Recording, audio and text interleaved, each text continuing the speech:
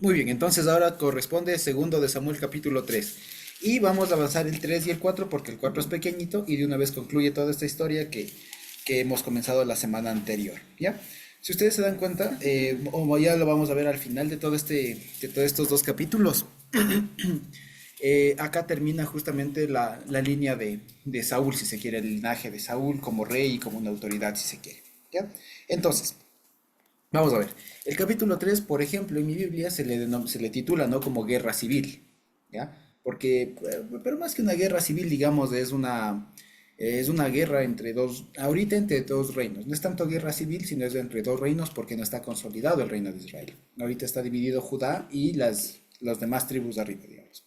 De acuerdo, 11 incluso, porque Benjamín estaba también, entonces era eso. En fin, entonces fíjense, dice aquí, dice el 3:1, hubo larga guerra entre la casa de Saúl y la casa de David, pero David se iba fortaleciendo y la casa de Saúl se iba debilitando. ¿De acuerdo? Ahora, perdón, si ustedes ven después de esto, el versículo 2 al 5 son los hijos de David.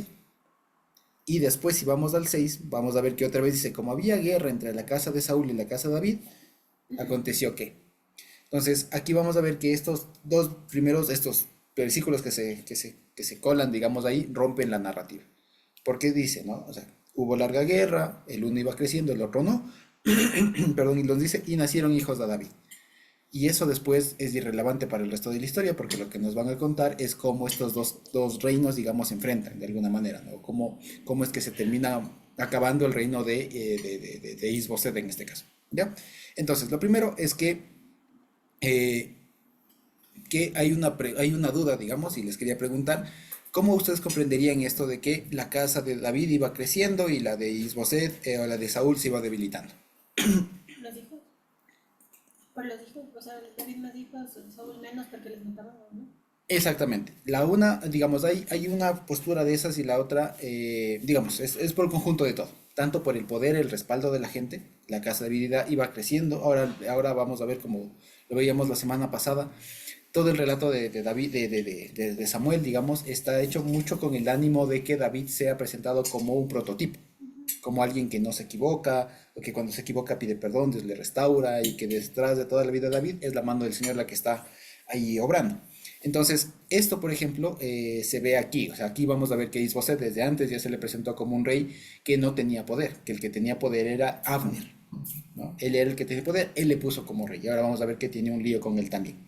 Entonces, una de las razones es esa, es una cuestión política de poder, si se quiere, de influencia, de aceptación, y la otra es lo que viene adelante, por el tema de hijos, porque fíjense, dice, y nacieron en el 2, ¿no? Y nacieron hijos de David en Hebrón.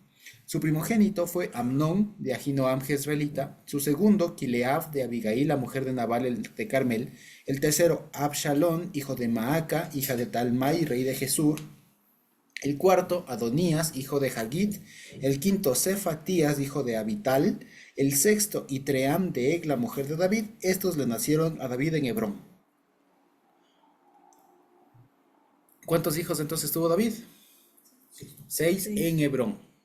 Ahora fíjense ustedes, aquí se da una característica. Primero, con lo que decíamos del primer versículo, la forma más, digamos, más sencilla de darse cuenta también de que la casa de David se iba engrandeciendo es que este tenía muchos más candidatos al trono. ¿Por qué? Porque fíjense ustedes, en todos estos 6 años, porque acuérdense que David estuvo como rey 7 años y piquito, ¿no? En Hebrón. Si ponemos de ahí de distribuible, así, si distribuimos, digamos, de manera equitativa, casi que da de a un hijo por año. Casi que da de un hijo por año. Y el asunto es que, ¿qué curiosidad ven aquí con los hijos? ¿Algo que les llame la atención de esta lista?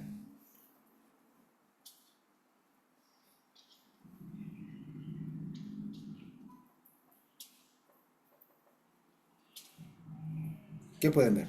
Que eran de diferentes mamás. Exactamente, que cada uno era diferente mamá. ¿Eso qué significa? En términos de nacimiento, todos eran primogénitos, ¿ya? Porque todos habían abierto matriz. Porque acuérdense que la primogenitura, digamos, eh, física, es la que es del guagua que abre matriz, no el que le nace primero al papá, sino la primogenitura, digamos así, biológica, es por la mamá, digamos, es el que abre matriz. Ese es el primogénito, no es tanto el primer hijo del papá, biológicamente hablando. Por eso es que aquí David tuvo 6 primogénitos, biológicamente hablando. Después de eso, David tenía la opción de escoger entre sus primogénitos quién heredaba el trono. ¿Ya? Eso era diferente, ¿ya? Para que veamos. Él era libre de escoger a Él quién. era libre de escoger, exactamente.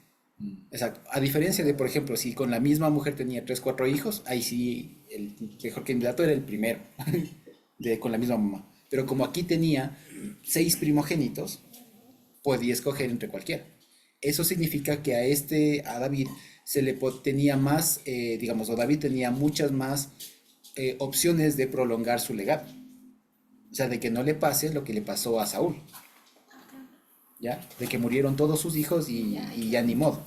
Entonces aquí David se asegura, digamos, y por eso es que esto, que también puede ser llamativo, si ustedes se dan cuenta, David tiene varias esposas. David tiene un montón de esposas, y con cada una tiene un guagua. Entonces esto, por ejemplo, que es muy reprochable, digamos, desde el punto de vista de la familia, ¿no? Que sabemos que Dios instituyó el matrimonio con una esposa y una carne, una sola carne y todo lo más. Aquí acuérdense que David está optando no está en un puesto, y no por justificarle, sino solamente como para que evaluemos todo. O sea, esto en época normal es insostenible que un hombre tenga 6 esposas, seis hijos de diferente mujer y todos ahí mismo conviviendo en el mismo lugar y todo ahí. Es un caos en realidad eso. Pero considerando la situación en la que le tocó estar David, esto es algo muy inteligente. Porque David sabía que si tenía una sola mujer, una sola familia, digamos así, había más probabilidades de que su éxito como rey se frustre. Porque tenía un solo lado por donde heredar, digamos. En cambio, si abría ese abanico, tenía un montón de primogénitos de donde elegir. Y su legado podía trascender. A diferencia, por ejemplo, de Isboset, que de él no se dice que tuvo hijos. Y esa, como les decía, también era otra razón por la que se dice que, la que aquí se afirma que la casa de David iba engrandeciéndose, iba fortaleciéndose, y la de Saúl iba decreciendo. Porque al final de la historia vamos a ver que incluso este Isboset es el que muere. ¿Ya? Eso básicamente. Entonces lo que les quería también decir es que acá es muy reprochable, como les digo, desde el punto de vista de hogar, que David haya tenido 6 esposas. Es por demás reprochable. ¿Ya? Hoy alguien que quiera hacer este chistecito no se puede. ¿Ya? O sea, no se puede. Pero en este caso David no está en la situación de cualquiera de nosotros. David está en la situación de un rey, de un reinado, está con muchas, digamos, posibilidades de ataque, etcétera. Es una figura, digamos, de poder importante, vulnerable y demás, y lo que necesita es tener su linaje asegurado. Además que con los matrimonios que va teniendo aquí, va ganando territorio, son matrimonios también estratégicos. Yo una pregunta, bajo la ley esto era legal, o sea, ¿cómo es permitido? Porque le expliqué algo parecido a mí, me decía, ¿pero Dios lo ve bueno ello? Es complicado, verás. ¿Por qué? Porque como te digo, aquí rigen otras cosas, digamos, porque a ver, digamos, si David fuera un hombre común y corriente como nosotros, no fuera el rey David y no estuviera en la situación en la que está, es más evidente que es pecado. Ya, es evidente que no está bien. Pero David no está en la situación de nosotros, que está en otra situación, es un rey en ascenso, está todavía por verse el tema de que él tiene la promesa y todo lo más, pero hay la figura de Isboset que está estorbando, la figura de Abner, tiene el respaldo de una tribu fuerte, sí, pero no de todas. Aparte, vamos a ver ya mismo que después se resquebraja un poco su fidelidad con los filisteos, ¿ya? Y tal. Entonces, en esa situación, digamos, ¿cuál es el objetivo detrás de esto? ¿Ya? Ahí yo creería que hay que ver por ese lado, ¿ya? No es solamente ver los hechos, sino ver por qué lo hizo. Y aquí David lo hizo no por lujurioso, digamos, no por lujurioso porque le encantaba tener un montón de mujeres, al menos hasta aquí, sino porque era su forma de asegurar su linaje, porque era la forma como él podía tener varios candidatos al trono y de que su linaje no se corte si es que a él o a alguien le pasaba algo. Pero ahí yo tengo una duda porque hay en alguna parte de este capítulo donde esa razón, que es una razón política, si quieres verla de alguna manera, Es política, sí. se justifica o lo estamos infiriendo. Yo creo que verás, incluso verás, en el judaísmo al rey David se le vale todo, porque es el rey David, digamos. Claro. Ahora, es cierto que yo creo que aquí se equivoca, o sea, si fuéramos nosotros posiblemente, o ahora, digamos así, con un poco más de conocimiento, creo que sí habrían habido otras formas de. El asunto es que David tenía que lograr muchas alianzas también, era político. Claro, porque ahí sí establecen, lo dicen, Ajá, hija de rey tal, rey tal, rey tal, exactamente. rey tal. Entonces ya era una negociación de territorio incluso. Exactamente, era una cuestión de que David tenía que lograr alianzas con gente. ¿Cómo lo lograba? Casándote. Claro, literal. Posiblemente en la época no había otra forma de, sino casarse y tener un hijo. Y así se unían los dos reinos. Ahí se ratifica lo que pasa después, ¿verdad? Ahí se ratifica, claro que esto después le trajo problemas, porque muchos de estos se le levantan. El mismo Absalón se le levanta. El mismo, después hay otro que les mata a todos, creo que es el Adonías, que se levanta y les mata a todos sus hermanos. O sea, sus mismos hijos después de esto de aquí, que puede parecer, como les digo, muy inteligente, muy prudente y tal, después le juega todo totalmente en contra. Totalmente en contra. O sea, podríamos decir que esta parte que es compleja es entender que era una razón política de la época, como en todos los reinos se necesitaba de alianzas a través del matrimonio, porque Ujú. eran concesiones transaccionales, Ajá. pero en la razón del Señor nunca estuvo bien, e incluso ahí responde después lo que viene, lo que pasa después, y pues ahí está el precio Tal de cual. tomar una decisión, no desde la mirada de Dios, sino desde lo que en ese momento parecía lo correcto. Exactamente. Tal cual. No lo puse O haber sea, dicho no mejor. era una estrategia de ellos, sino una estrategia terrenal. Exactamente. Lo que quería Ah, decir es básicamente, aquí David está obrando en función de su astucia. Ujú. Seguramente si consultaba a Dios, porque aquí no dice que lo Muchas consultó. pilas. Entonces, Mujer. seguramente, aunque fíjense, lo que quería decir es, fíjense que el redactor está obrando, o sea, y redacta para que no nos, o sea, no resalta esto. No resalta y dice, pero aquí se equivocó, como si lo dice respecto a otros reyes. ¿Ya? Porque la intención del redactor, del que escribe el libro de Samuel, es presentarle a David como alguien íntegro, como un prototipo. Pero sin embargo, igual se puede ver esto, porque ya vemos que más adelante sus propios hijos se levantan y tuvo problemas por sus hijos. El Ujú. mismo Absalón le jugó mal, o sea, el más conocido, ¿no? ¿Ya? Entonces, fíjense eso. Y el hecho, porque como les digo, David era una persona muy inteligente, pero aquí, o sea, aquí vemos el inicio de, digamos, de todo lo demás. Sí, Natita, estabas levantando la mano. Sí, Josuecito, verás, hay dos cosas que yo quisiera que me aclares. La primera es entonces, pensando en la última parashá también que leímos la semana anterior, José era primogénito, Ujú. haciendo una referencia según lo que tú dices, porque él abrió la matriz de su madre. Exacto. Eso una. Y otra, verás, entendiendo lo que hizo David al tener varias esposas, es que también David estaba reinando en un ambiente tan tenso, porque si leemos en el mismo capítulo, Abner era terrible. O sea, Abner se vendía al mejor postor. Y, y el otro, se me fue el nombre, el otro, el que lo mata a Abner, Joab, no, Joab, Joab. Joab. Joab también era malvado, o sea, era violento. Entonces, el pensar que si bien es cierto, entre comillas, eran del pueblo, y si bien es cierto, eran aliados cuando querían sus intereses, él estaba pensando en que cualquier momento, por sus bajos escrúpulos, podían matar a todos sus hijos y dejarlos sin descendencia. Así es. Eso. Sí, tal cual, tal cual. O sea, aquí lo que, y por eso les decía, la historia, esta mención de los hijos de David aquí es abrupta en el sentido, con la historia, porque te están contando que tienen un conflicto entre David y Isboset. Y como les decía en el capítulo, y no, e incluso, si esto no estuviera aquí, no pasa nada con la historia. O sea, más bien la inclusión de estos hijos de David aquí rompe la narrativa. Ya rompe la narrativa. Entonces se sabe que esto fue añadido aquí, digamos, de manera posterior, posiblemente. Entonces, esto fue obra de un editorial más tardío, de un editor más tardío que lo introdujo aquí, posiblemente con este tema de el uno iba decreciendo, el otro iba engrandeciendo. ¿Ya? Ahora, sin embargo, también vemos que hay una discrepancia, digamos, porque uno de los hijos tiene otro nombre. Si vemos en primero de Crónicas 3:3, veámosle, ¿ya? 3:1 en adelante, vamos a ver que al 4, del 1 al 4, ¿ya? Vamos a ver que hay uno que se diferencia, ¿ya? ¿Alguien le tiene? Primero de Crónicas 3 del 1 al 4.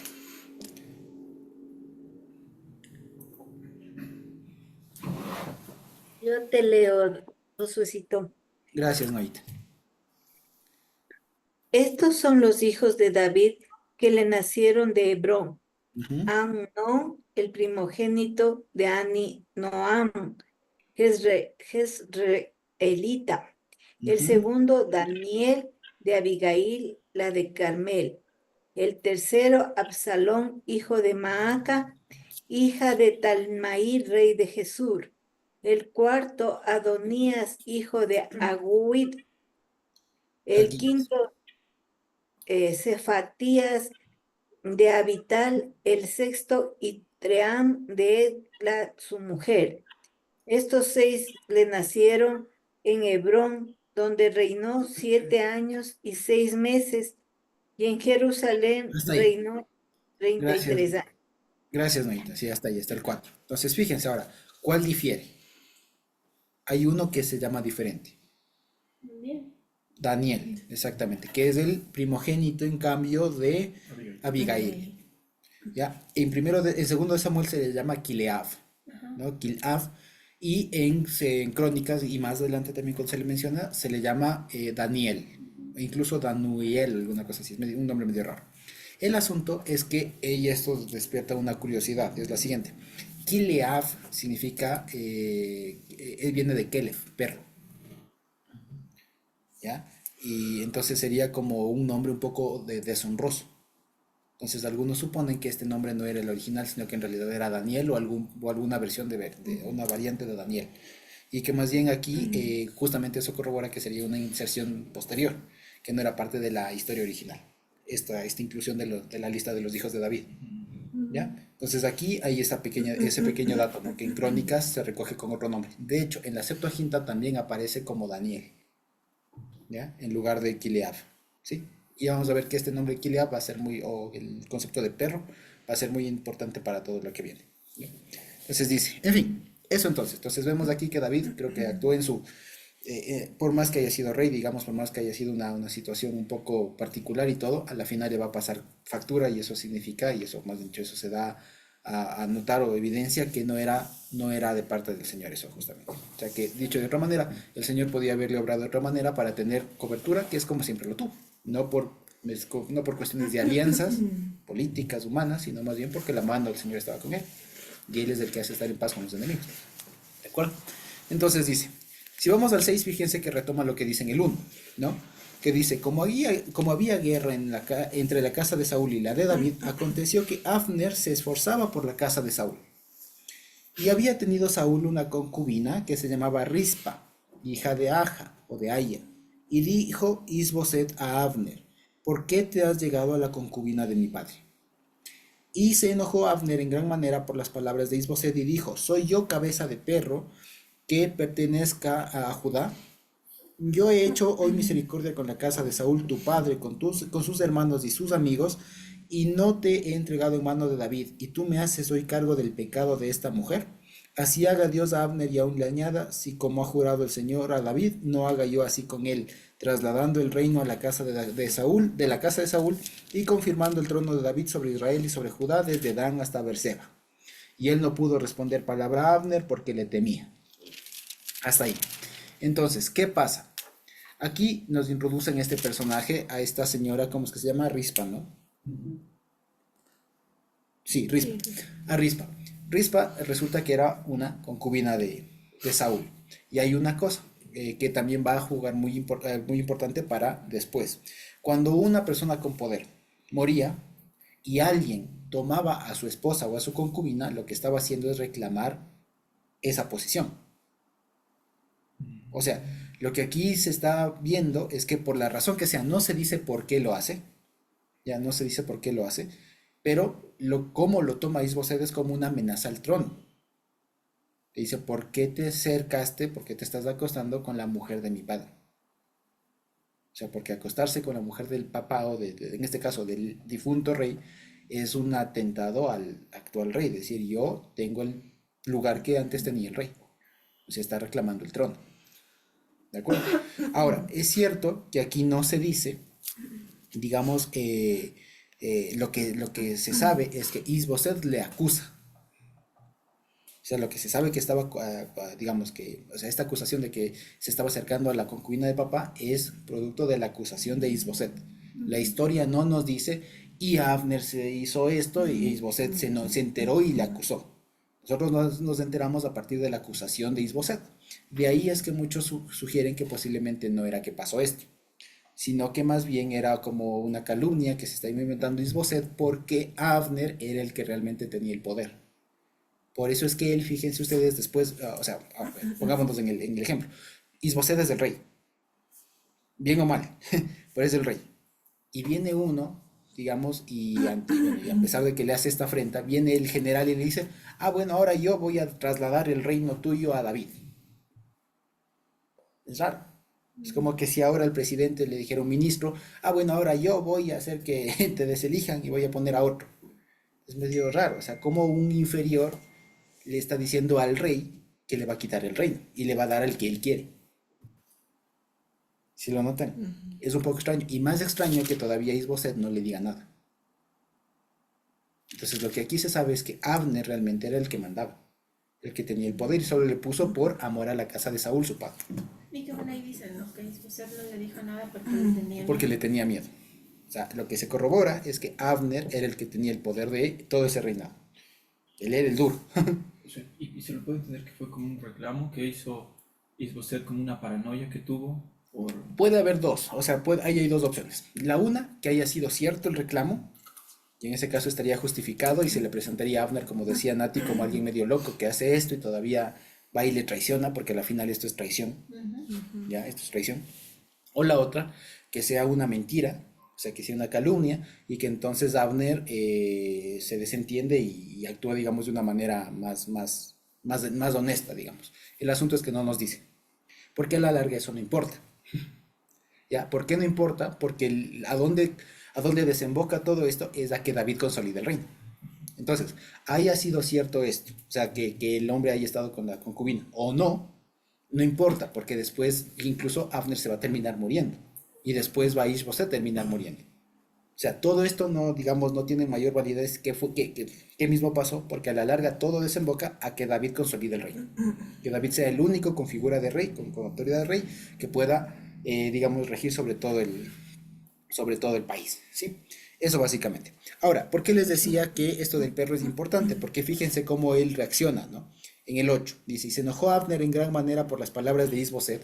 De ahí algunos intuyen que sería mentira, ya que era una calumnia que se le estaba haciendo, ¿ya?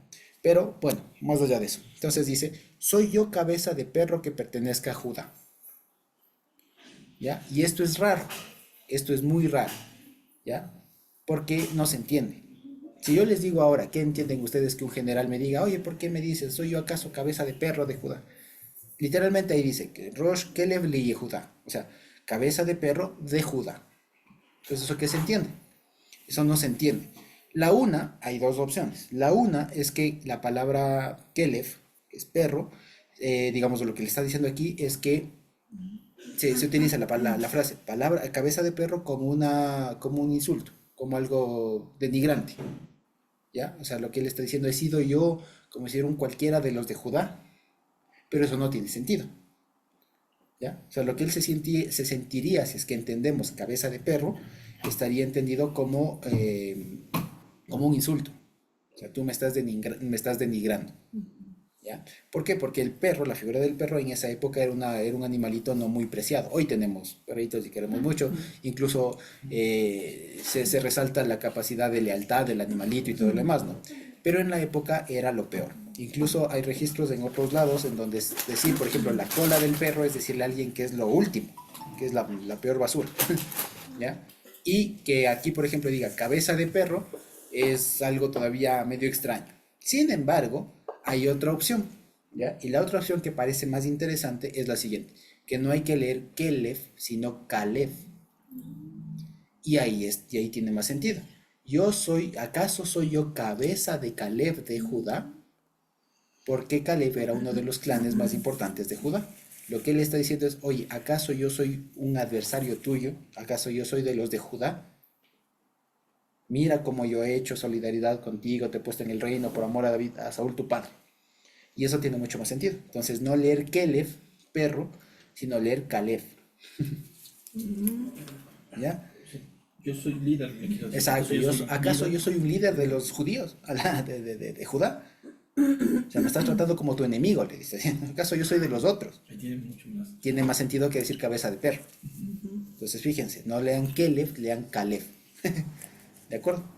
Entonces, eso básicamente. Él se enoja y jura, y esto a la larga viene siendo traición. Le está traicionando al rey. ¿Ya? Entonces, aquí, como decía bien la Nati, lo anticipaba, Abner viene siendo una persona muy estratégica políticamente. Porque ya sabe que este rey, aparte, es muy pusilánime, es incompetente. Porque cualquier rey que le digan, voy a dar el reino, a ver cómo va a haber un momentito. Tú y cuantos más. O sea, yo soy el rey, vos no. Por último, yo mando, tú me obedeces. Y si es que él como rey se hubiera fajado, ¿no? Y hubiera dicho, a ver, a ningún lado aquí se me captúrenle y tal, y nombro otro general por último. Pero el otro se agüitó, ¿no? Se acobardó y no hizo nada. ¿Ya? Entonces fíjense que aquí se le presenta una vez más desde otra razón para entender que el reino de Saúl, la casa de Saúl, iba decreciendo y la de David iba aumentando. Porque aquí le presentan a un David más sólido, con más hijos, mientras que a Ishboset se le va el general y le va traicionando y el otro no hace nada. Entonces se le presenta, como les decía, como una persona pusilánime, miedosa, incompetente para tomar las riendas de su reino. ¿Ya? Eso. Ahora, en esta parte del versículo 12 al 16 hay una cosa un poco extraña y vamos a verlo, ¿ya? Primero leamos. Dice, entonces envió Abner mensajeros a David de su parte, diciendo, ¿de quién es la tierra? Y que le dijesen, haz pacto conmigo y he aquí que mi mano estará contigo para volver a ti todo Israel. Una vez más, aquí con esto se corrobora que Abner era el que tenía el poder. El otro era solo figura. Y dice el 13, y David dijo, bien, haré pacto contigo, mas una cosa te pido. No me vengas a ver, o sea, dice, no veas mi rostro, literalmente así, no veas mi rostro, sin que primero traigas a Mical, la hija de Saúl, cuando vengas a verme. Después de esto, envió David mensajeros a Isboset, hijo de Saúl, diciendo, restitúyeme mi mujer Mical, la cual desposé conmigo por 100 prepucios de filisteos. Entonces Isboset envió y se la quitó a su marido Paltiel, hijo de Lais, y su marido fue con ella siguiéndola y llorando hasta Bahurim, y le dijo a Abner, anda, vuélvete. Entonces él se volvió. Rarísimo. ¿Por qué es raro? Es raro porque por un lado, Abner e Isboset estaban peleados. Segundo, y aquí Isboset colabora con David y le hace caso. Y segundo, porque David está reclamando, por si fuera poco, otra esposa, que ya estaba casada con alguien más. ¿Y ahora? ¿Qué pasó aquí? ¿Ya? Ahora, el asunto aquí, lo que está en el centro es este pedido, este reclamo de devuélveme a mi esposa. ¿Ya? Devuélveme a mi esposa. Y aquí, ¿qué opinan ustedes? ¿Era válido esto? ¿Qué opinan ustedes? Que David diga, independientemente de las esposas que tenía. David, ustedes recuerdan la historia, ¿no? Estaba casado con Mical, le desposó por 100 prepucios de filisteos, le dio Saúl y cuando le expulsó Saúl a David, le quitó a la esposa y le dio al Paltiel ¿no es cierto? Que de hecho, entre paréntesis, en 1 Samuel se le llama solo Palti. Aquí está el nombre completo, Paltiel. ¿Ya? Le da a Palti y David se queda sin esposa. ¿Ya? Ahora, vuelve otra vez David a tener contacto en Israel y dice, devuélvame a mi esposa.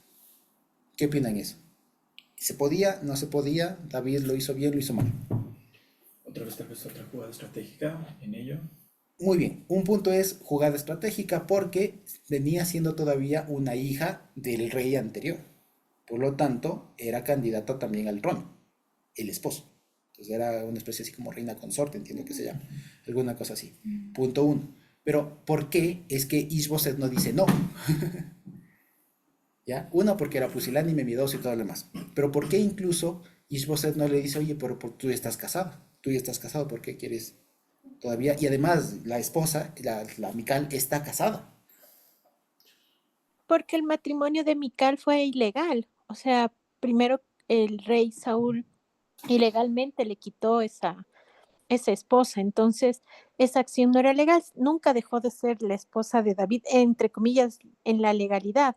Porque le prometieron a ella y después, o sea, desde el principio, primero le prometieron cuando él mató al filisteo y después ya no le quiso dar y le dijo los 100 prepucios. y después él cumplió con esa cuota y ahí le dieron. Entonces, era legalmente la esposa de él. Ujú. Muy, muy bien. Tiene que ver con eso. Pero eso todavía no justifica que él pueda reclamar, porque estaba casado. Y ahora, ¿cómo me cargo un matrimonio? ¿Explico? Ahora les cuento. No está en la Torá esto, ya no está en la Torá, pero algunos estudiaron y encontraron que en Mesopotamia, en Aram, había una norma que se aplica casi a este supuesto. Y la norma era la siguiente. Si un soldado casado sale a la guerra y se le da por muerto, ¿ya? Entonces la mujer es viuda, quedaba legalmente libre, aunque el hombre, ya vamos a ver, ¿no? Queda legalmente era viuda, y esa mujer se casaba de nuevo, ¿ya? Y resulta que el marido, el principal, no murió y aparece de nuevo vivo, ese puede reclamar de nuevo a su esposa y ese matrimonio que hubo en el intermedio no vale. Sí, sí se cacha la norma. No. ¿No? A ver, la norma es la siguiente. Un soldado casado sale a la guerra, ¿ya? Se le da por muerto, ¿ya? Y en ese intermedio, como la mujer legalmente queda viuda, se casa con otro. Pero resulta que después del marido regresa y se ha estado vivo. Y tiene que disolverse. El marido, el vivo, primero, podía reclamar a su mujer, ¿ya? Y ese matrimonio intermedio no valía, porque no hubo divorcio. Porque aquí hay una cosa. El asunto es que también aquí David podía reclamar a su mujer porque nunca fue divorciado legalmente. Porque también a alguien de pronto se le puede, no sé si se le vino a la mente, que está prohibido volver a tomar la mujer que ya uno repudió. ¿No es cierto? Pero el asunto es que aquí David no le repudió, le quitaron. Y además aquí hubo una injusticia hacia él. ¿Por qué? Porque David pagó una dote, y aquí lo dice él, yo le di la dote de 100 prepucios. Eso significa que si es que le quitaban a David, la esposa, lo mínimo era que tenían que devolverle ya no los 100 prepucios, sino el valor de 100 prepucios, que era un precio altísimo. Entonces cuando David dice, dame a mi mujer, le está diciendo, o bien me devuelves a mi mujer, o el costo que yo pagué por ella. Suena raro decir eso, pero, o la dote que yo di por ella. Entonces por eso es que Ishboset se encuentra forzado por una norma legal a decir, no hay chance, ni modo. Y el matrimonio, por más palti que quieras, brother, nunca debiste ver nunca debió haber pasado esto. Qué pena, se disuelve eso y vuelvas en Mical a David. Por eso es que el mismo Ishboset colabora. Es mujer o me paga. Claro, ahí había dos soluciones. La una, que le devuelvan, o la otra, que le pague. El asunto es que no se podía pagar porque el precio de 100 prepucios era altísimo. O sea, ¿cómo cuantificas eso? ¿Cómo se calcula? Pero Exactamente. O sea, cuantificable sería 100 vidas. O sea, a la final ella costó 100 vidas. Cuantifica eso. Págale 100 vidas de nuevo. Entonces lo que le dijo a él básicamente es, ve, más fácil es devuelva. Y qué pena Palti, lo siento. Llorando más, pero esto nunca debe ser. Aquí la víctima eres tú. Anda a quejarte con Saúl. Básicamente. ¿Ya? Eso fue lo que pasó. Entonces por eso es que este episodio es un poco extraño, pero viable. Porque la disolución del vínculo, digamos, de David y Mical no fue legal. Y aquí se da el caso en donde hay otro que resulta afectado, un tercero. Y aquí normalmente lo que correspondería es que después Palti vaya y le diga, oye, resárseme el daño al que le dio a la mujer, o sea, el papá. Eso sería lo normal, ahora aquí papá ya no había. Pero solamente una cosita, ¿no? Esta pobre mujer, Mical, era como una moneda de cambio, ¿no? O sea, su vida está como marcada de esa forma, una cosa compleja, por eso llena de amargura, de enojo, o sea, al menos es lo que uno se puede percibir de la vida de Mical, porque primero le dan a David, luego le quitan y le dan a Palti, luego le quitan otra vez a Palti y le vuelven a dar a David. Y después, si vemos en la historia, uno de los hijos de David está con ella también, También. Ujú. o sea, es una cosa un poco, no sé, me suena como una situación bien particular con esta mujer. Bien fea, sí. Exactamente. Exactamente. Eso, digamos, antes de darle la palabra a Eugenita, lo que tú dices es cierto. O sea, esto evidencia, como decíamos ayer, el impacto del pecado. O sea, es que a veces uno no cuantifica a dónde puede dar. O sea, lo normal hubiera sido que ya te vas, David, y te vas con toda la familia. ¿Ya? Yo te di a mi hija, le diría a Saúl, ¿no? Ya, te doy a mi hija y te fuiste con todo, pero le bota y para hacerle daño, le quita ilegítimamente a la esposa y le da a otro. Si lo vemos desde ahí, la víctima es David. Y David lo que está diciendo es, oye, resárseme el daño. ¿Ya? Y si no me, si no me devuelves la esposa, acuérdate, por eso le dicen, no, la cual yo desposé o le di una dote de 100 prepucios de filisteos. O sea, es carísimo, eso me costó. Vayan ustedes y maten a 100 personas. Entonces, por eso es que él no tiene otra opción sino devolverle. ¿Sí? Ahora, claro, con Mical es también otra historia. Porque Mical en un inicio parece que sí le quería a David, que ella fue la que le ayudó a huir justamente, y después va a ser tiene un final trágico por este tema de cuando se le burla a David cuando regrese el arca, que es más adelante, ¿no? Y que su castigo es que no tenga hijos. Pasa lo que dice Natita, que después se termina igual uniendo uno de los hijos de David con ella. Entonces es un lío, pero todo justamente por un error de acá. O sea, a la final aquí vamos viendo ya los líos políticos que va a haber en todo gobierno. En pocas palabras. En todo gobierno, en toda cosa así va a haber esto. Y aquí David, digamos, también es una cosa que, antes de darle la palabra a Eugenita, lo hace justamente para establecer su justicia. Porque a la final aquí la víctima era él. Porque le habían quitado a su esposa sin derecho. Y estaba sin resolver ese asunto. Y David dice, resárcenme el daño. Devuélveme a mi esposa o, entiéndase, págueme los 100 prepucios. Cuantifique usted eso. ¿Ya? Eso es lo que está pasando acá. Es feo, ya les digo, es feo, pero así pasó. ¿Ya? Y como les digo, todo esto apunta a que David se termine consolidando como el rey. ¿Sí? Eso básicamente. Eugenita. Bueno, yo podría opinar de que cuando estaba el rey Saúl peleando con los filisteos, él hizo una oferta, y hubo una oferta, una demanda también. El que matare al gigante le daré a mi hija como esposa. Entonces David mató al filisteo, y lo cual le dio a la esposa. Entonces, y más de lo que dijo que tenían que darle los prepucios y tanta cosa. Pero también podríamos pensar de que Saúl, cuando le quitó a la esposa a David, ya lo hizo con doble intención. Como estaba en su locura, él sabía que iba a morir en cualquier momento David, entonces le daba a su hija al otro hombre. Entonces, yo creo que eso era la idea que tenía Saúl. Por eso es que entregó a su hija al otro. Y de pronto aparece David, que estaba vivo, y reclama a su esposa, como dice, por estrategia. Él ya tenía esa estrategia, porque como acabamos de leer, tuvo sus 6 hijos con diferentes mujeres y tenían que eran cada uno su primogénito. Y también que al volver a tener a su esposa, Mical, volvía a tener el reinado del pueblo de Israel. David, creo eso.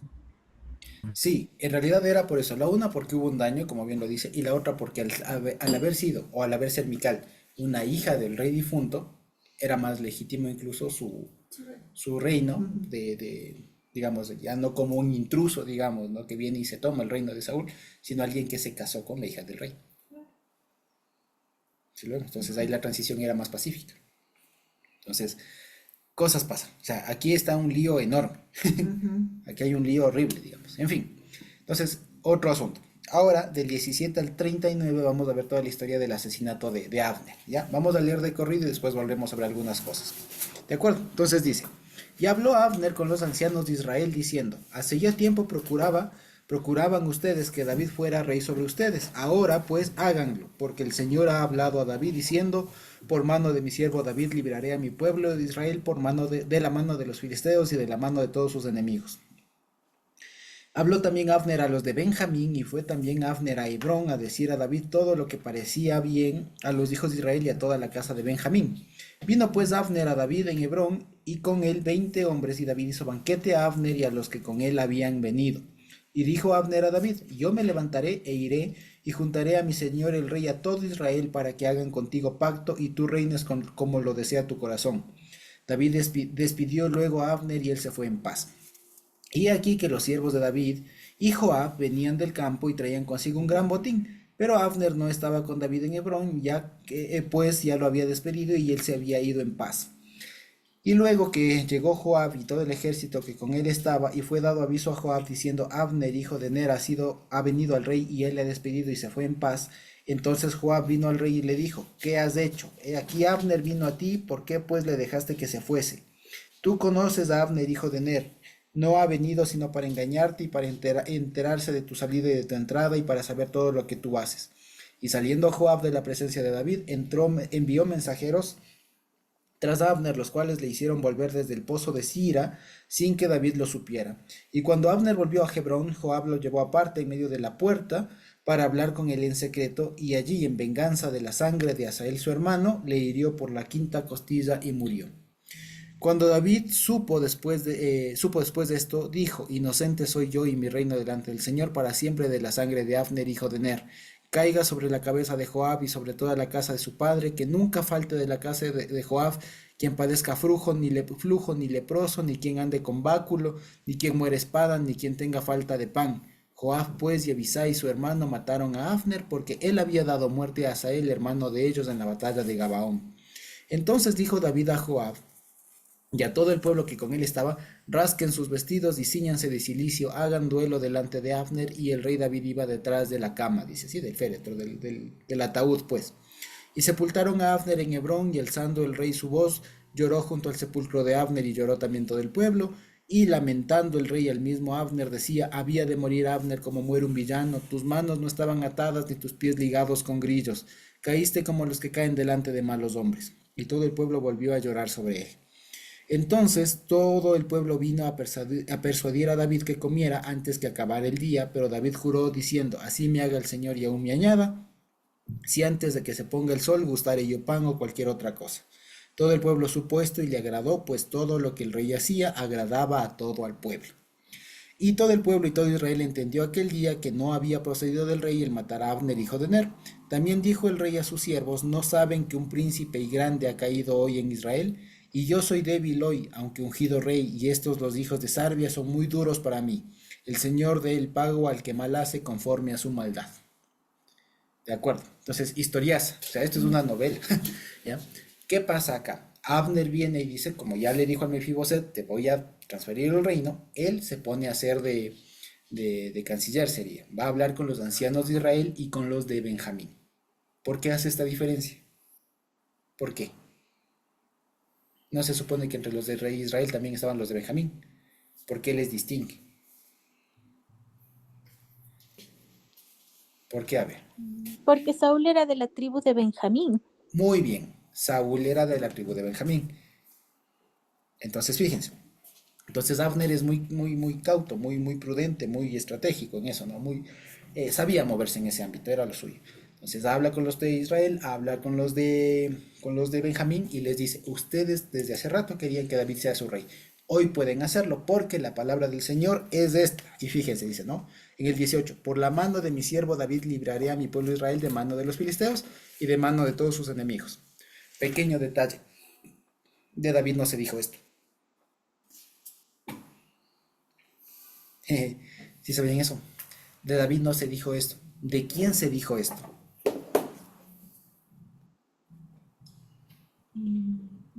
Se dijo de Saúl.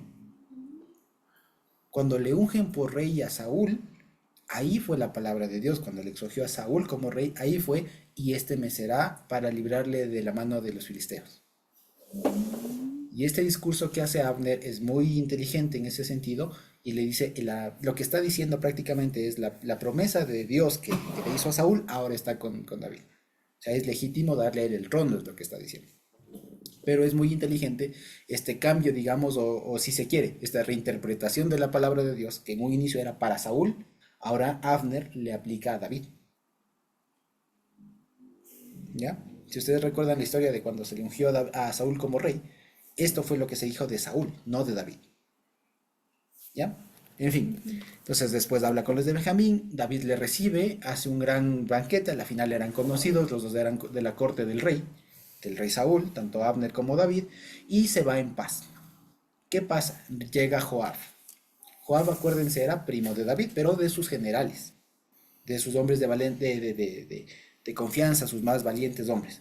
De hecho, Joab, Abisai, incluso el que murió en el capítulo pasado en Asael, se le recuerda después al final del libro como dentro de los 30 valientes de David, a pesar de que aquí se ve que tiene un pleito, ¿ya? Entonces, ¿qué llega? Ustedes ya saben. Se va en paz, el otro se enoja, Joab a la final vendría siendo como un general de David. ¿Y cuál era la preocupación de Joab? Le dice, no, te estás dejando engañar porque este viene como espía. Este no es leal. No tenías que haberle dejado ir. ¿Ya? Y aunque si ustedes se dan cuenta, es una pregunta, es una objeción legítima. ¿Por qué? Porque si ustedes confiarían de alguien que viene traicionando a su rey. Va a ser lo mismo en algún momento. Exactamente, ahí la duda de si no va a ser lo mismo con uno. Porque al final, como les digo, aquí Abner, para nosotros de pronto es una persona que reconoce a David y tal, pero si lo vemos bien, en realidad es un traidor del rey que él mismo puso. Es alguien que está quitándole el reino a alguien que todavía está ahí. Y está él haciendo sus alianzas y viene ahora a decir, sí, David, aquí está. Seamos panas de nuevo. Haga, yo te ayudo. Y además también hay una preocupación de Joab. Joab era el general. Y Abner también era general. ¿Quién creen que iba a tener el puesto? Entonces Joab tiene la preocupación también de que le degraden, de que le quiten el rango. Entonces las preocupaciones de Joab, digamos así, son legítimas. Sin embargo, se ve que aquí más bien la intención es mostrar la verdadera intención de Joab, que nunca fue eso. Puede haber tenido razón en que no era confiable Abner. Podía tener razón en que en todo. Pero el asunto y el relato lo que termina diciendo es, a la larga, era una venganza personal lo que tenía Joab, porque le mató al hermano. Y esto se verifica aquí y se termina repitiendo porque acuérdense ustedes que al hermano, al Asael, el que le dice, ve, ándate, ándate, no me persigas, o sea, coge el botón de cualquier otro, no me sigas, ¿no es cierto? Ándate, y le termina matando, le mata con el cabo de la lanza y le atraviesa. Lo que pasa es que estas lanzas no eran una lanza así como un palo llano, digamos, sino que tenía una punta. Ese es el regatón. El regatón de la lanza era una cosa que iba aquí en el cabo, pero que tenía una punta. Entonces por eso es que le da con el cabo y le atraviesa por la quinta costilla. Lo que aquí está haciendo Asael es ojo por ojo, diente por diente, puro yur. Eso es en la quinta Por le mata y le mata por la quinta costilla. O sea, le atraviesa y le mata al Abner. ¿Ya? Eso con Joab. ¿Ya? Eso es lo que está pasando acá. Entonces fíjense, y aquí todo esto desemboca a una sola conclusión, a que todo el pueblo vea que ese acto no fue ordenado por David, porque este es un acto de venganza, y cualquiera podía decir y pensar, el rey mató a matar a Abner, porque le convenía, lo que fuera, ¿ya? Porque ahora, imagínense, sin Abner, el reino de Isboset se queda en nada, queda súper débil, porque él era el que tenía todos. Entonces cualquiera puede decir, claro, le mató a este por estrategia. Pero aquí se ve que él le lamenta, le hace este canto, moriste sin grillos, sin ataduras, sin nada, moriste como un villano, o sea, indefenso y todo lo demás, se lamenta, le hace duelo a este Abner, y de ahí la gente dice, sí, no le mató él, David no fue. Y todo esto, como les decía, desemboca a esta conclusión, esta afirmación que está en el 36, todo lo que el rey hacía agradaba a todo el pueblo.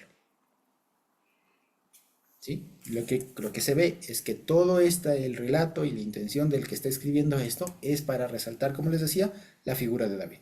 Entonces la figura de David es alguien que es inocente, alguien que es inocente, que no es culpado por la muerte de Abner. ¿De acuerdo? Y bueno, después de esto se ve que le entierran y tal. Ahora, si ustedes se acuerdan, esta muerte, aunque aquí, fíjense ustedes que él le guarda un cierto, digamos, de rencor a Joab por haberle matado a un inocente en ese sentido, por haber hecho este acto de violencia, sin embargo no lo desecha, le tiene entre sus filas. Y lo único que dice es, el Señor le dé el pago. No le enjuicia, no hace nada. Pero si ustedes recuerdan, se acuerdan que después de este Joab, es el que termina muriendo o termina siendo de los que David, en su lecho de muerte, digamos, le Le dice a encarga a Salomón. Salomón, exactamente, le encarga a Salomón que lo mate. Y vamos a verlo. Eso está en Primero de Reyes 3, si no me equivoco. ¿Ya? Cuando David está ya muriendo, ¿no? Ya está pronto a morir, ¿no es cierto? Vamos a ver, es en el 2. Es en el 2. Primero de Reyes 2, 5. Ya, aquí el rey David está ya próximo a morir y le da las últimas instrucciones al próximo rey, a Salomón. Y en el versículo 5 le dice, tú conoces lo que me ha hecho Joab, hijo de Sarbia, lo que hizo a 2 generales del ejército de Israel, a Abner, hijo de Ner, y a Amasa, hijo de Jeter. Este va a aparecer más adelante.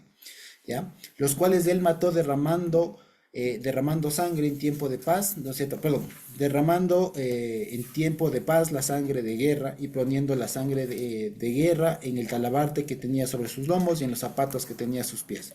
Tú pues harás conforme a tu sabiduría, no dejarás descender sus canas al Seol en paz. Entonces acá Salomón, como les digo, y con todo y todo, David no lo mata. David no le acaba, no sé, por alguna razón no lo hace. Lo único que dice es, el Señor le dé el pago de su maldad. Por alguna razón parece que todavía le era útil. Entonces todo era unas medidas estratégicas. Él era muy, o sea, David era muy, por más que no confiaba en él por lo que dice eso, no confiaba, lo maldice, eso dice que va en ello. Pero tú me eres útil, te quedas. Algo así se puede ver. Claro, y con eso también le subyuga, porque al haberle perdonado, digamos, eso, tiene más lealtad, tiene más control sobre la otra persona. Entonces es muy también hábil David al decirle, eres lo peor, ojalá todos se mueran en tu familia, lo que le está diciendo, ¿no? Todo te vaya para mal, pero te quedas. Te quedas. Y de general. Y de general con el rango, porque además era bueno. Será bueno. Y ahora imagínense, o sea, también en ese momento, en esa situación, quedarse sin general no era muy sabio. Entonces, bien o mal se queda y ya de viejo no se olvida. Y dice, este me hizo un daño a mí, le dice. Porque fíjese lo que le dice a Salomón es, a mí me hizo. O sea, lo que está en juego aquí es la honra de David también. Porque es un general actuando por mano propia, pero no es el general por sí. Nadie dice, y lo que pasó aquí es que nadie dijo, ah, sí, Joab le mató. Lo que se corrió el rumor es que David mandó a matar a Un general de David. un general de David mandó a matar. Entonces lo que estaba en juego era la honra, el nombre, el prestigio de David. Por eso es que aquí se convence toda la gente cuando le llora, cuando le lamenta. ¿Sí lo vemos? Entonces fíjense cómo se dan las cosas. Esto con este Joab. Entonces fíjense que aquí como se suele decir, estamos en un escenario, en unas circunstancias que no son las tradicionales, que no son las comunes. Aquí estamos hablando cómo opera, digamos, un poco más la justicia y todo lo demás, o digamos, por decir así, ¿no? En el ámbito ya no de la cotidianidad, sino de un rey, del ámbito, digamos, en la esfera del poder. Una pregunta, Josécito. En base a ello, ¿cómo también podemos ver cómo David también actúa ante la muerte de Abner? No sé qué tan genuino es ello. Es genuino, es genuino. Sí, eso ya no es una estrategia política porque, o sea, Abner tal vez podía matarlo a David si tal vez se ponía complicado. Pero, ¿cómo entender que ello sí es genuino en este caso de ello? Porque es el general de tu enemigo, o sea, que estuvo en ello, entre comillas enemigo, ¿no? Porque está eso. ¿Cómo se puede entender eso, que sí es genuino? Aquí lo dice, fíjate, dice en el 33, y endechando el rey al mismo Abner decía, había de morir así, tal, le eleva primero este cántico, ¿no? Este lamento, que lo que dice es, tú no debiste morir, esto fue injusto. Y dice, y todo el pueblo volvió a llorar sobre él, aunque más que volvió, o sea, lo que dice es, incrementó el lamento. A causa de estas palabras de David, el pueblo se desborda más, porque al final era un héroe, o sea, era el general, era Abner. No murió cualquiera, murió Abner, y murió de una forma horrible, o sea, traicionado y todo lo demás, una fuerte injusta, digamos así, desleal y todo. Y dice, y todo el pueblo volvió a llorar, y dice en el 35, entonces todo el pueblo vino para persuadir a David que comiera. Entonces se ve que estaba sin ganas de nada, antes que acabar el día. Pero David juró diciendo, así me haga Dios y aún me añada, que acuérdense que esta frase de así me haga Dios y aún me añada es la forma típica de los juramentos de la época. Eso significa, como hoy decir, yo juro, ¿ya? Dice, yo juro que no voy a comer pan o cualquier cosa hasta que se ponga el sol. Entonces lo que él dice es, no, no quiero comer nada. O sea, con esto la gente se demostró y lo que dice aquí es que él no tenía ganas de comer, o sea, el duelo era legítimo. El dolor era real. Porque a la larga con Abner también compartieron mucho, porque David, ¿se acuerdan que también fue uno de los soldados y todo más? Entonces, era una relación, un chance más de amigos.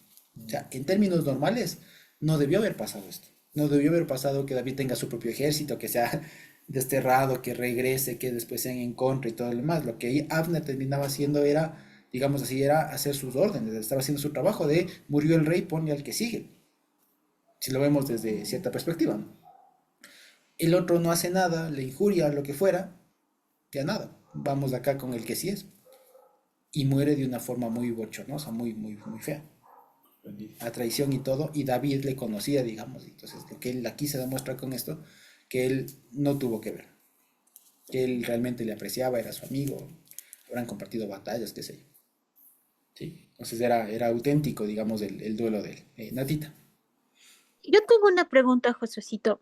Ujú. Si bien como Joab mató a Abner y que lo llevó a la puerta de la ciudad, era para que el pueblo vea que lo iba a matar, o sea, que fue, o sea, una cosa un poco pública con el objetivo de que David quede mal. O sea, yo creo que dentro de eso era el objetivo diciendo, David es traidor, traicionero. Primero le da de comer y al otro día lo mata, más o menos decir. No, Eh, no tanto, no tanto, porque aquí dice que lo llevó para hablarle en secreto. Si bien lo lleva a la oh, puerta, pero lo lleva en secreto, para matarlo en ok, secreto. O sea, ok. la idea de Joab era más bien engañarlo, Ya. sacarle aparte y desquitarse. Porque si no era secreto, siempre Joab y tanto Abner tenían su ejército, por eso es que se Claro, encontraron. O y sea, era, y hubiera era un sido una lío. guerra Claro, realmente. hubiera sido así. Entonces él es pilas. No, no te manda a llamar el rey. Ya ven, acá te quiero contar algo. ¡Pra! Y murió. Y se enteran y un cadáver es difícil de esconder. ¿No? Entonces se enteran todo lo demás, se estampa Entiendo. la bomba, ¿ya? Y ahora el principal sospechoso no era Joab, porque Joab Era es un David, súbdito, era David. ya. Entonces, claro. Y no, esto no aplica a la teoría que Joab no quería que David sea rey, sino No, más no, porque bien aquí dice que él lo hizo por la sangre de su solo hermano por Asael. por Ajá, Asa. por Ok. Asael, su hermano. Exacto. De hecho, si ustedes Gracias, recuerdan el Josué. capítulo, con todo gusto. De hecho, si ustedes recuerdan el capítulo anterior, Joab era el que le iba persiguiendo a Abner y le iba de, ay, y Abner le dice, oye, tregua, ya, perdón, ya me voy, no me persigas más. Y Joab era el que le seguía y no, Pero Abner es el que le provocó. no, Abner En un es, inicio él le dice que peleen los... él le da la solución, porque Abner, esto de que peleen los 12 era para que no se Ajá, enfrente todo el todo el ejército. ejército. Ujú. Ese es el asunto. Entonces ya ganan y el otro sigue atrás y atrás y el otro dice, ya, por favor, ya, para. Entonces aquí lo que había era venganza, Venganza. venganza pura y dura. ¿Ya? Y por eso muere este Abner, de una forma muy, digamos, con mucho sinsabor, ¿no? Mucho sinsabor, venga acá calladito, ¡pra! Por la quinta costilla. O sea, le atravesó en el abdomen, así, en el torso, digamos. Horrible una muerte. Y debe haber sido una muerte lenta. Además, o sea, muy feo. En fin. Entonces, muere Afner y Dianita, antes de. ¿Dianita? ¿No? ¿No? ¿Sí? ¿No? Sí, sí, Sí. sí, sí. No se quitaba el micrófono. De David se dice que David tenía un corazón conforme al corazón de Dios. Ujú, Entonces yo quisiera destacar esto en este momento, porque normalmente y en las esferas de poder, como se podría interpretar como que Abner es un contrario y un engañador, pero David le conocía. Y ujú, a pesar, o sea, y él no toma venganza contra Abner, sino que le conoce, le entiende y, y se acerca, se llega a reconciliarse con Abner, ¿sí? ujú. Entonces, el perdonar los errores de los otros es una característica de ese corazón dispuesto como un corazón como Dios. Porque Ujú. siendo humano, tomaría venganza, sí, Claro. en las esferas de poder. Más o menos la actitud De Joab. del otro general, Ujú, de Joel. Entonces, aquí se rescata que David estaba dispuesto a perdonar ujú, y Dios nos perdona los pecados que cometemos. ujú. Sí, Sí, es una faceta de por qué se dice que David tenía el corazón de Dios. sí, así es. Eso Aunque yo no quisiera sé, digamos, como destacar. gracias, Anita. Aunque yo no sé si diría ello. ¿Por qué? Porque Abner nunca le hizo nada a David. O sea, no era como que le quería pedir perdón, más bien lo que estaba haciendo era una aproximación de decirle, oye, ya hice las gestiones y todos te reconocen a vos como rey. Y de lo que nos cuenta la Biblia, no es que Abner le haya hecho algún daño a David como para perdonarle, digamos. Pero entiendo que si este acercamiento es honesto. O sea, es lo que también nos da a entender la historia, ¿no? Que el acercamiento que tienen Abner con David es honesto. O sea, no hay dobles cuentas de ninguno de los dos. Seguramente, como bien lo dicen, porque se conocían, compartieron tiempo antes y todo lo más. David era noble y el otro también era bastante serio, maduro y todo lo más, hombres de guerra, pero digamos, honestos, leales, si se quiere. Entonces, claro, por eso duele más la muerte. Tanto más que David no la ordenó. No lo dijo, no era la intención de él. El que aquí queda mal es este Joab. Y que esto le cuesta la vida incluso después de que David se muere. Que ya sería viejo. ¿Ya? Eso básicamente. Muy bien. Entonces, ahora vamos al capítulo 4 que es más cortito. Y dice el 4. Entonces, les decía, ¿no? La situación de Isboset se agrava. Porque aparte de que es un rey que no tiene poder, que no tiene, que está con su reino, acuérdense, en Mahanaim, que está lejos, al otro lado del Jordán, resulta que ahora se muere su general. Entonces queda en un estado muy, muy débil. O sea, en cualquier rato pasaba cualquier cosa. Y aquí va a pasar. Y dice el capítulo 4. Luego que oyó el hijo de Saúl que Abner había sido muerto en Hebrón, las manos se le cayeron. Así dice literalmente, se le cayeron las manos. ¿Ya? Obviamente esto no es literal de que las manos. ¿Qué significa? Se quedó sin poder. Caer las manos significa no tiene capacidad de acción, no tiene capacidad de trabajar, de hacer nada. O sea, se quedó indefenso, se quedó ahí, así con los brazos cruzados. Exacto, o sea, se quedó impotente, es la palabra. O sea, es impotente ahí el nombre. Dice, y fue atemorizado todo Israel. Y el hijo de Saúl tenía dos hombres, capitanes de bandas de merodeadores. El nombre de uno era Baana y el otro era Recab, hijos de Rimón Beerotita, de los hijos de Benjamín. Porque Beerot era también contado con Benjamín, pues los Beerotitas habían huido a Gitaim y moraban allí como forasteros hasta hoy. ¿Quiénes son estas personas? Si recordamos la historia de Josué, cuando vienen los Gabaonitas eran una confederación de 4 ciudades. Entre ellos, con Gabaón, ¿se acuerdan lo que vimos ayer? Lo del pozo y todo lo demás, del agua, de estos que vinieron camuflados, soy pobres, por favor, perdónenos. Después resulta que no eran ningunos pobres. ¿Se acuerdan? Con Josué. ¿Ya?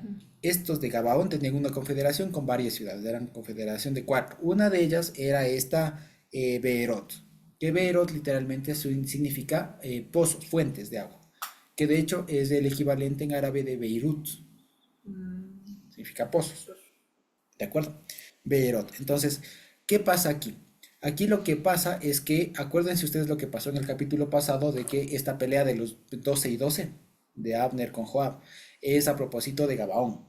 Entonces, lo que se sabe es que con la muerte de Saúl, Gabaón era, digamos, antes, Gabaón era fiel a Saúl.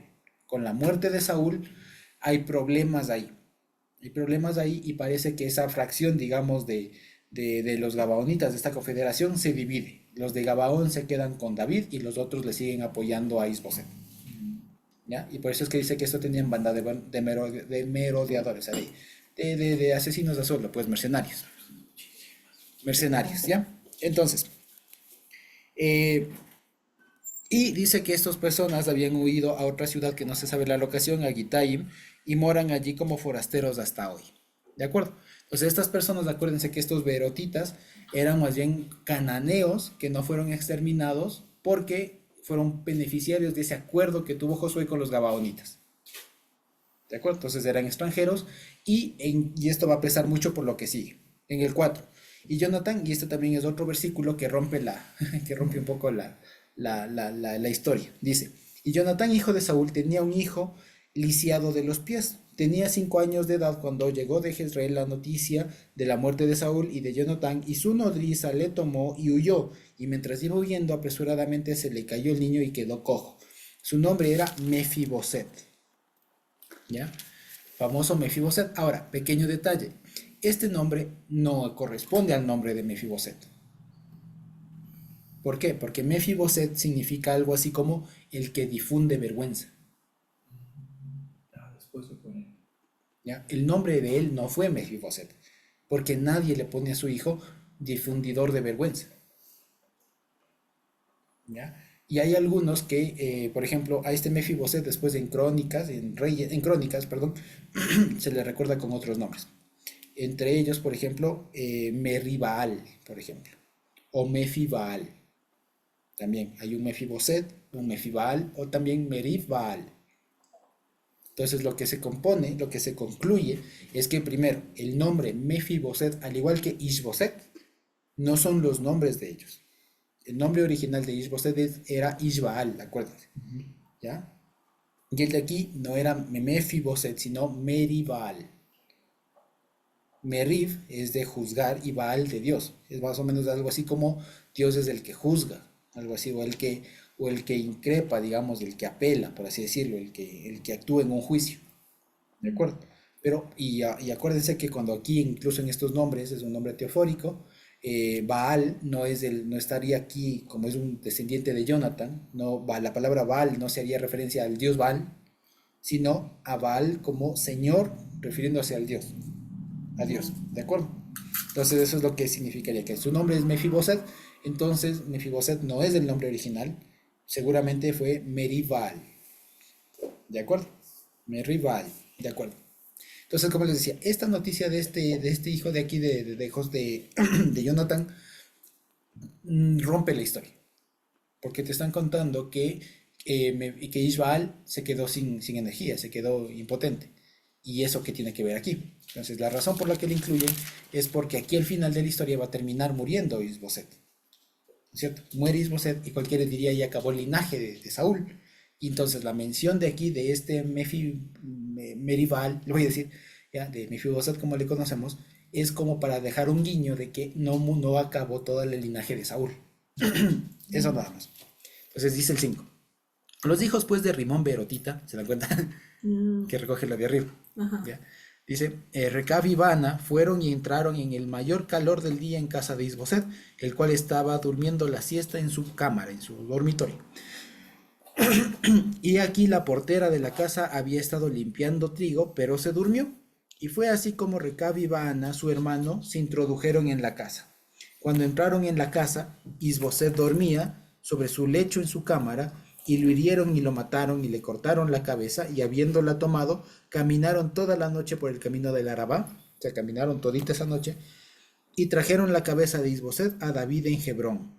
Y dijeron al rey, he aquí la cabeza de Isboset, hijo de Saúl, tu enemigo que procuraba matarte, y el Señor ha vengado hoy a mi señor el rey de Saúl y de su linaje. Y David respondió a Recab y a su hermano Baana, hijo de Rimón Beerotita, y les dijo, vive el Señor que ha redimido mi alma de toda angustia, que cuando uno me dio nuevas diciendo, he aquí Saúl ha muerto, imaginándose que me traía buenas nuevas, yo lo prendí y le maté en Siclag en pago de la nueva. Cuánto más a los malos hombres que mataron a un hombre justo en su casa y sobre su cama. Ahora pues, ¿no he de demandar yo su sangre de vuestras manos y quitarlos de la tierra? Entonces David ordenó a sus servidores y ellos los mataron y les cortaron las manos y los pies y los colgaron sobre el estanque de Hebrón. Luego tomaron la cabeza de Isboset y la enterraron en el sepulcro de Abner en Hebrón. Fíjense, Entonces aquí, ¿qué pasa? Estas personas eran mercenarios, eran oportunistas y lo que querían era congraciarse con el nuevo rey. La mejor forma que ellos dirían es, la mejor forma de congraciarnos es que ya no hay el otro rey. Pues imagínate lo que nos daría si es que le traemos la cabeza del nuevo rey, del antiguo. Le dejamos el camino librecito. Lo que ellos nos imaginaron es que David es el rey David. Fíjense, una vez más aquí el relato destaca la justicia, la sensatez, digamos, de David. ¿No? Le recuerda que solamente al que me contó que vi que Saúl murió, no le perdoné. No se diga a ustedes que fueron y vienen aquí con esta aberración. Lo interesante es que fíjense cómo se refiere David a Isboset. David a Isboset le dice en el 11, le dice hombre justo. Ish Sadik dice ahí, ¿no? En hebreo. Lo interesante es que no le dice el ungido del Señor. ¿Se acuerdan ustedes que a Saúl siempre la forma de referirse a Saúl era el ungido del Señor, el ungido del Señor? Aquí a esta persona no le dice el ungido del Señor. O sea, no le reconocía con esa categoría que tenía Saúl, del ungido del Señor. Aquí lo único que le dice es un hombre justo, es decir, un hombre inocente. O sea, no debía morir. Su muerte es incorrecta. No tenía que morir, ustedes mataron a un inocente. Esto no se puede quedar así. A juicio y chao. Y este hecho de que les corten las manos y los pies es una señal de vergüenza. Es una señal para degradarles, digamos, o sea, para decir estos Sus obras fueron. exacto, sus obras fueron muy malas, ¿sí? Les cortan las manos, los pies, los cuelgan. O sea, y eso de que los cuelgan no es que les ahorcaron seguramente, sino que expusieron los cuerpos, quiere decir. Se expusieron los cuerpos porque eso era una señal pública de esto pasa al que haga tal cosa. ¿Ya? Que de hecho para eso sirve todas o sea, incluso hasta ahora, el sistema de multas, el sistema de cárcel, todas esas cosas sirven como expresión también pública de decir, cuidado, el siguiente que haga eso le pasa lo mismo. Entonces aquí tienen también esta idea, el hecho de exhibir el cuerpo sin manos y sin pies es una cuestión de esto le pasa al próximo que hagan lo mismo. ¿De acuerdo? Eso básicamente. Entonces, ¿qué pasa aquí? ¿Cómo está el escenario de Israel, el escenario político, si se quiere? Está un reino de Israel, de las 11 tribus de arriba, está sin rey, ha muerto el rey, ha muerto el general, está todo el camino listo para que David suba como rey. Ahora, si me preguntan, ¿debió haber pasado así? Posiblemente no. Posiblemente no. ¿Ya? No es lo normal que alguien suba al reino así, al trono así y todo lo demás. Posiblemente David o el Señor hubiera tenido otro plan, sin embargo, nos cuentan aquí, y eso es lo interesante, que nos cuentan como una cadena de errores en las cuales David no tiene ninguna injerencia. A Abner lo mata Joab, y a Isboset lo matan otros. Y David lo único que hace es condenar esos actos. Por lo tanto, David no tuvo nada que ver en que ahora tenga todo servido. Con lo cual se corrobora que incluso a pesar de cómo pasó, la mano del Señor está con David para que él pueda asumir ya su cargo. ¿Sí? Eso básicamente. Entonces fíjense cómo se dan las cosas. Son cosas en realidad horribles. En realidad horribles. Aquí nomás ha habido dos muertes, digamos. Dos muertos del Isboset y todo el más. Y aquí, digamos, hay un contraste. Hay un contraste también bien interesante. Aquí destacan 4 personajes en estas 2 historias que hemos leído. Destacan 2 reyes y 2 generales. ¿Sí o no? Destaca Isboset y David y Joab y Abner, exactamente. Resulta que aquí en cambio es un cruce, porque por ejemplo el rey Isboset es alguien incompetente, etcétera, muere, ¿no es cierto? A diferencia de David, que es un rey santo, digamos, justo, correcto, tal. Y por otro lado está el general del malo, digamos, del otro, que ese es presentado como sensato, como prudente, maduro, a diferencia del general de David, que es un más violento, más emocional, vengativo. Fíjense cómo es que se contraponen esas dos cosas, ¿no? Para que veamos que incluso a veces, o sea, sepamos distinguir bien esto. ¿Para qué sirve? Para saber distinguir bien las personas, y no porque estaban del lado de David toditos eran buenos, o no porque estaban del lado de Isboset toditos eran malos. ¿Ya? O sea, eso a veces son sesgos que uno tiene, ¿no? Es que como trabajas acá, de ley eres. No necesariamente. Aquí vemos que el general de de Ishboset era decente. Era más cabal, más leal que el general de David. Fíjense ustedes, a David, digamos, a Abner, David le lamenta, le duele, es una muerte injusta. En cambio, a Joab, perdón, hijo de Sarvia, quiere decir, ¿no? A Joab, David le maldice, le dice, no, ojalá, te quedes ahí. ¿Ya? Entonces, fíjense cómo hay que también saber manejar las cosas. E incluso dentro de alguien que en general puede ser considerado como el enemigo, puede haber alguien que sea digno de rescatar. ¿Sí? Y dentro de nuestras filas puede haber alguien que no. Y hay que saber cómo manejarle a esa persona. Y aquí David creo que hace algo muy prudente en saberle manejar a Joab. En tenerle el control, dejarle en el puesto y todo lo demás, y al final cobrárselo. ¿Sí? Eso. Como les digo, son incluso unas decisiones a muy, muy, muy largo plazo. Qué complicado, ¿no? Porque tal vez la decisión que David debería tomar es que, oye, Joab, hiciste Claro, mal. hiciste pero mal, sí, chao. Adiós, Joab, y sentenciado. Probablemente era lo justo, ¿no? Exactamente. Claro, a lo que les pasó a estos. Mataron a un inocente, la misma pena. No hay lugar a dudas. El asunto es que Joab, por un lado, más allá de que haya sido primo de David, el asunto es que era el general y se quedaba David sin general, pues. Y además era de sus valientes, de su gente y todo lo demás, y en el contexto que le tocaba seguir enfrentando en ese momento, quedarse sin general, posiblemente no era lo mejor. Además que cuando a alguien se le perdona, digamos, o se le tiene en ese puesto, tiende a ser más fiel. Tiende a ser más fiel. Eso significa que en principio tendría más control sobre esta persona en adelante. Eso. Pero como vemos, al final a Salomón no se le escapa. Salomón le dice, lo que este me hizo, tú sabrás cómo hacerlo. ¿Sí? Eso básicamente. Entonces, no sé si tenemos preguntas por ahí, adicionales.